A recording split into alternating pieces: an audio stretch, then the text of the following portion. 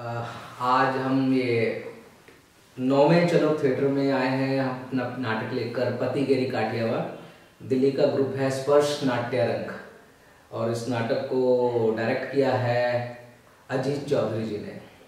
Musical है, comedy है और मैं काफ़ी सालों बाद चलो थिएटर में आया हूँ। पहले जब शुरू हुआ था हिसार में तो मुझे ये निर्मल पांडे अवार्ड से सम्मानित भी किया था इस संस्था ने, और काफ़ी सालों के बाद अब इस फेस्टिवल में मुझे दोबारा परफॉर्म करने का मौका मिल रहा है, तो बहुत अच्छा लग रहा है। और जितना भी मैं अभी देख रहा हूँ मतलब हमारे वेलकम से लेकर अभी रिहर्सल और खाना पीना और जो पूरी सेटिंग है, ये ब्रोशर्स हैं, मतलब बहुत अच्छा लगा देखकर कि रवि बहुत अच्छा काम कर रहा है हरियाणा में और खुशी होती है। देखिए बॉम्बे में काफ़ी प्रोफेशनल थिएटर होता है और वहाँ क्योंकि सारे आर्टिस्ट पूरे देश भर से वहाँ पहुँचते हैं और जब तक काम नहीं मिलता वो थिएटर से अपने आप को प्रैक्टिस में रखते हैं। और इसके अलावा भी महाराष्ट्र का जो थिएटर है वो बहुत रिच है, मतलब काफ़ी सालों से प्रोफेशनल थिएटर हो रहा है। और अभी कुछ सालों से हरियाणा में भी रंगमंच को पहचान मिल रही है, क्योंकि हर डिस्ट्रिक्ट में अब काम करने वाले आर्टिस्ट हैं जो अपनी अपनी संस्थाओं के साथ बहुत अच्छा काम कर रहे हैं। ज़्यादातर ये अभी ये रवि कर ही रहा है और भी हर डिस्ट्रिक्ट में लोग हैं जो कर रहे हैं काम। तो मुझे लगता है कि अभी स्थिति में बहुत सुधार आ रहा है। सरकार की तरफ से भी बहुत हेल्प मिल रही है और आर्टिस्ट भी एक दूसरे की बहुत हेल्प कर रहे हैं। जैसे रवि भी मुझे कई बार कह चुका है कि अगर तुम्हें अपने डिस्ट्रिक्ट में कुछ करना है तो मैं पूरी तरह से तैयार हूँ तुम्हारी हेल्प करने के लिए। तो ये बहुत अच्छा एक माहौल बन रहा है हरियाणा में थिएटर को लेकर।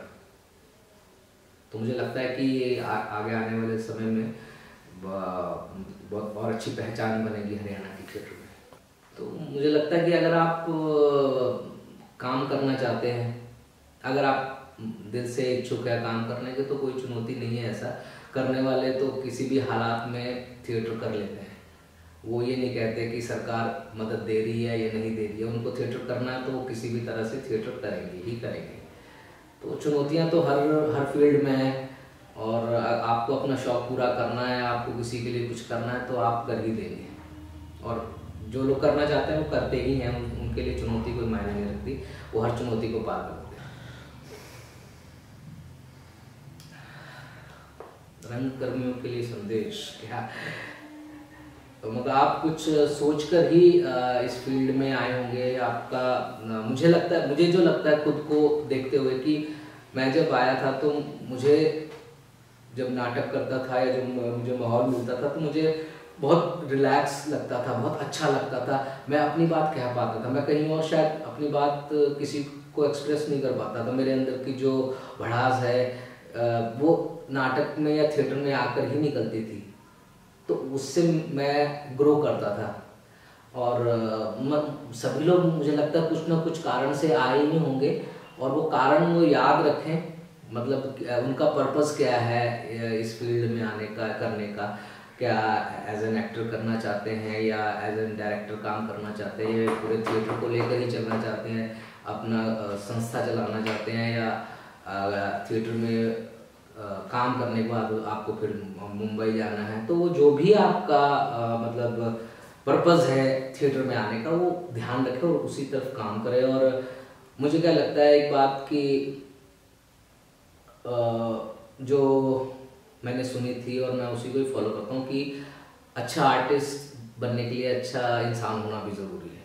तो मेरी कोशिश तो यही है कि आप अपने आप को अच्छा कैसे बनाए रखें, आपकी लड़ाई उसी के साथ है। क्योंकि थिएटर में कोई भी आर्ट फील्ड में, मतलब ज़्यादातर थिएटर में जब आप एक्टिंग करते हैं तो आपको एक कैरेक्टर को स्टडी करना पड़ता है, समझना पड़ता है, आपको माहौल पता होते हैं, आपको सिचुएशन में किस तरह से रिएक्ट करना है ये आपको समझ में आता है। तो एक एक्टर को समझ में आ जाती हैं चीज़ें, तो वो इसको मैनिपुलेट भी करता है रियल लाइफ में भी। तो जैसा कि मैं ज़्यादातर थिएटर बदनाम भी है, आर्टिस्ट बदनाम भी हैं, अरे यार ये नाटक वाले ऐसे होते हैं, या आपस में ही नाटक वाले एक दूसरे से खुंदक खाए बैठे रहते हैं, एक दूसरे को काटने पे लगे रहते हैं। तो क्योंकि वो कुछ ज़्यादा ही समझ जाते हैं चीज़ों को, ज़्यादा पढ़ लेते हैं, ज़्यादा उनको चीज़ों का ज्ञान हो जाता है, तो मुझे लगता है कि आपको वो जो आपकी समझ है, जो आपका ज्ञान है, वो सही रास्ते पर लगाए। और कोशिश ये रहनी चाहिए कि एक अच्छा इंसान बने, और जो आप काम करना चाह रहे हैं आप करें भी और दूसरों को भी करने दें।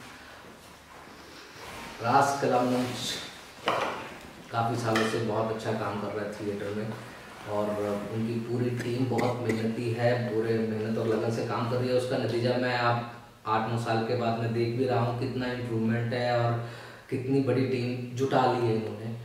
और यही कि इसी मेहनत लगन के साथ आप काम करते रहिए, और आप बहुत अच्छा काम कर रहे हैं, इसके लिए बहुत बहुत बधाई आप लोगों को।